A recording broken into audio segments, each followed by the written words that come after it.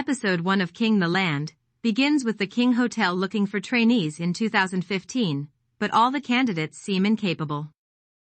Among the candidates is Cheon Sarang, who is a little tensed but confident about the interview. Unfortunately, her heel breaks before she is able to enter the interview room, but it doesn't stop her from making a great first impression. The panel is further surprised to see candidate her as she doesn't have a bachelor degree. They ask her to play a piano, but with no piano in the room, she pretends to play air piano, and when they ask her to smile, she gives a toothy grin. Either way, after what is clearly a very embarrassing interview, Sarang is hanging out with her friends, ranting her troubles away. Her squad consists of Pyonghwa, a no-nonsense air hostess, and Daeul, a hopeless romantic. They ask Sarang to join them in one of their jobs, but she says that she prefers working at hotels. To cheer up Sarang, they take her clubbing even though she isn't interested at first, but they tear up the dance floor anyway. The next morning, a hungover Sarang is woken up by a call. It's King Hotel, and she got the job, much to her disbelief and eventual happiness. As for the male lead's introduction, a suave Gu-won arrives at his own hotel by skydiving, but unfortunately, it's on the wrong building's helipad. In spite of belonging to the family that owns the King Group, he has to work in the hotel as an intern. Unaware of his actual identity, his manager, Choi Tae-man, puts him down for wearing an expensive outfit and for acting like a chaebol. His co-worker, No Sang-sik, tries to coach him, but of course, Gu-won doesn't understand why he should act inferior. One of his tasks is to make some copies. With the copier not working, Sang-sik tries to help while Mr. Choi suggests shaking the toner. Consequently, the toner breaks, ink is spilled, and their superior is furious. Gu-won takes a stand for his co-worker when Mr. Choi tries to put the bomb on Sang-sik. One refuses to apologize for telling the truth and is fired on the spot. He simply calls the chairman's secretary, Director Choi, to get cleaners and a new copier. The superior realizes that he is none other than Chairman Gu's son and apologizes while Manager Choi is suddenly quiet. Furious that Gu-won is leaving anyway, the superior blames Sang-sik. This just prompts Gu-won to offer a full-time position to Sang-sik, who is moved. In the meantime, we get a glimpse of his tiresome family situation. Chairman Gu is furious as he wanted Gu-won to start from the bottom and work his way up. The panel lady who had interviewed Sarang turns out to be Gu-won's older sister, Gu Waran, who defends him when he irks their father by saying he will go back to the UK. But when they talk privately, it is revealed that Waran and Won are rivals. She says she will support him as long as he stays away from the house and company. She shoos him away to the hotel and tells him to fly out the next day. Inside, the chairman is waiting for Won with dinner and is upset as he thinks his son has run away after getting scolded. There is clearly some animosity between the two of them that we are yet to know. The next morning, Sarang is excited to start her first day at King Hotel, more so because she thinks back to her childhood and all the happy memories she made in the hotel back in the day. After a rather entertaining orientation session, Sarang is assigned to the fitness center, and the other employees, including manager Kim Sumi, look down on her as she is a one-month trainee. Sarang is asked to wipe but sweat from the gym equipment and fill the cotton swabs in the bathroom while being bullied by her mentor. However, she is able to maintain a smile regardless. Similarly, the senior flight attendant bullies Pyonghwa. As for Daeul, who works at the airport branch of a luxury shop, she is bullied by her manager. Unfortunately for Sarang and her friends Daeul and Pyonghwa, the service industry is very challenging, and their colleagues' and customers' antics end up tiring them out beyond repair. Sang-sik seems to be faring better as he makes his way to Gu-won's penthouse suite where he is shopping. Gu-won buys the remaining 2 out of 3 shirts of a particular tiger design, and when Sang-sik mistakes it as a gift for him, Gu-won simply states that both shirts are for him because he hates it when someone wears the same thing as him. But he keeps his promise and promotes Sang-sik to a full-time position.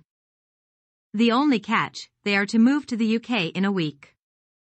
As Sang-sik rushes to apply for a passport, manager Kim Sumi latches on to him and promises to help if he ever needs anything, which a confused Sang-sik acknowledges. As he leaves, Sumi is impressed by his charming and nonchalant behavior, and it is revealed that she has mistaken him for Gu-won since she saw him come out of the penthouse suite. Meanwhile, we see the person who has the third tiger shirt. He makes a fool out of himself at the gym as he tries to impress Sarang, who is trying not to gag while cleaning up the sweat that he leaves on whatever equipment he touches.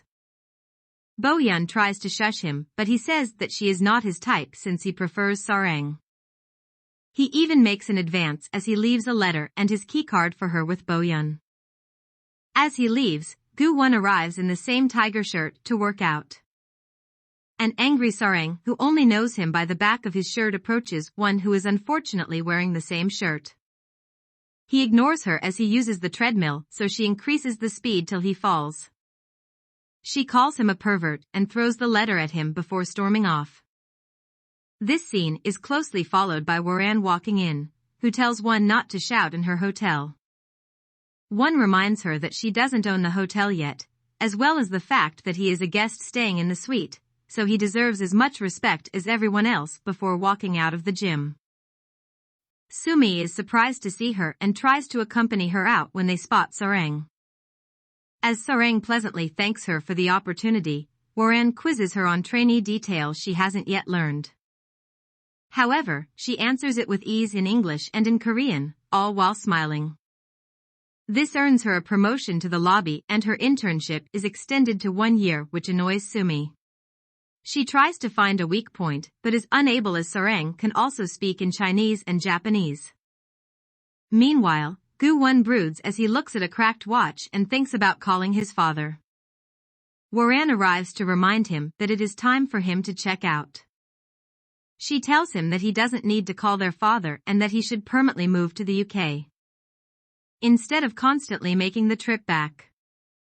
He tells her not to worry and walks off. While leaving, he passes by a smiling Sarang. They don't notice each other as they look at the hotel longingly. At home, Sarang's roommates celebrate and think about their dreams.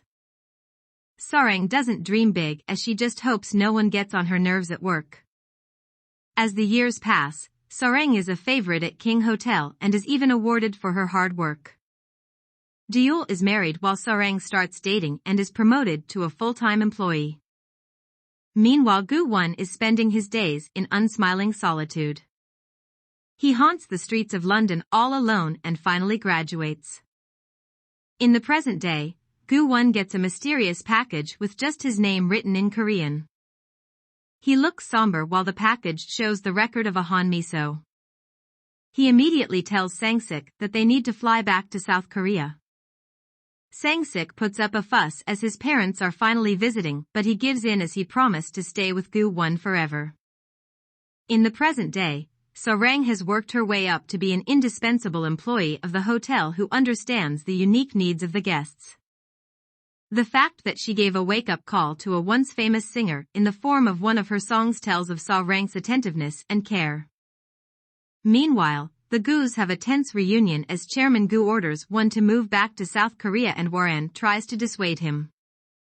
Much to her chagrin, Gu-won announces that he will work in the hotel and his father is delighted. He says he should compete with his sister and Waran is unnerved.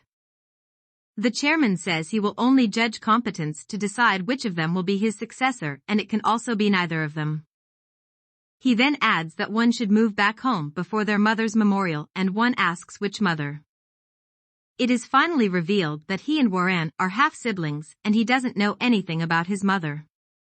His father simply tells him to move back home and walks off. Waran comments that he is also as reckless as his mother. Gu-won walks off in the rain and Sang-sik follows him.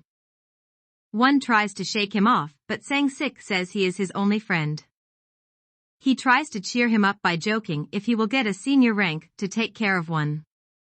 They bicker but end up going to the hotel together.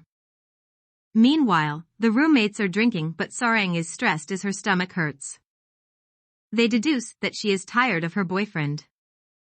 It cuts to Deol's daughter telling them not to drink as it will ruin her reputation as they are in the food court. The playground suddenly starts playing Baby Shark and the trio starts dancing on the trampolines while Deol's daughter is embarrassed. The next day at the hotel, One gets ready for his first day of work but leaves his phone and papers behind in his room. Sarang is tasked to fetch them for him, but she ends up being extremely sick. Unfortunately, she must complete this task before being able to go to the bathroom, and although she tries her level best to do so, she has to rush to the suite bathroom. Unbeknownst to her, One has also decided to come back to the suite to retrieve his stuff.